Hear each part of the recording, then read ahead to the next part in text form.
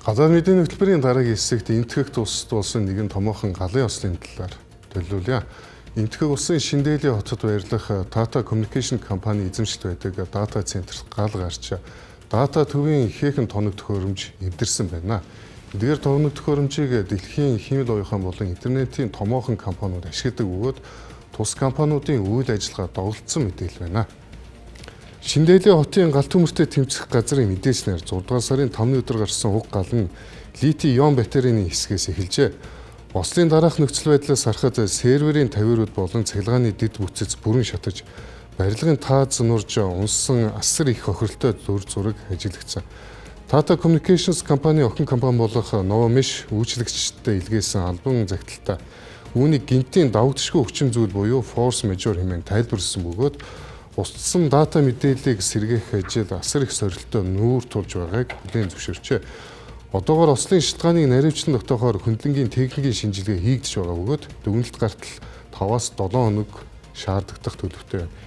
Энэхүү ослын хамгийн том хоригчдын нэг болох энтхийн олон улсын SIM карт борлуулагч Matrix Cellular компани өнгөрсөн 20 гаруй жилийн хугацаанд хоригдлуулсан үйл ажиллагааны болон бизнесийн бүх мэдээлэл тэр дундаа хэрэглэгчдийн дата болон төлбөр тооцооны түүхээ бүрэн алдсан байж болзошгүй байна.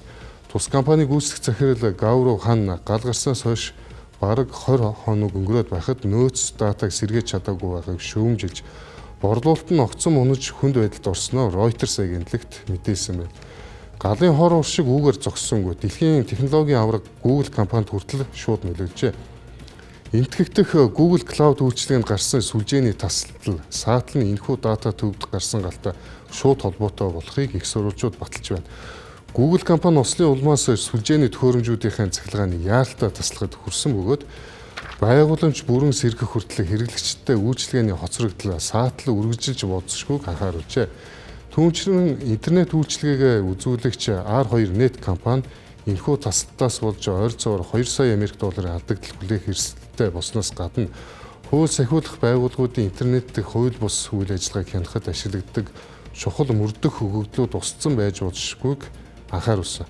Энэхүү гамшиг нь энтхийн үлэмж том Tata Group-ийн хувьд сүүлийн тохиолдож буй цувар тэмрэлийн зөвхөн нэг хэсэг өгөөд тун саяхан Tata Electronics компани цахим халдлагад өртөж Apple болон Tesla компаниудтай холбоотой харьцагчдын нууц баримт бичгүүд хар зах зээл дээр дэлгэцсэн хэрэг гарсан билээ.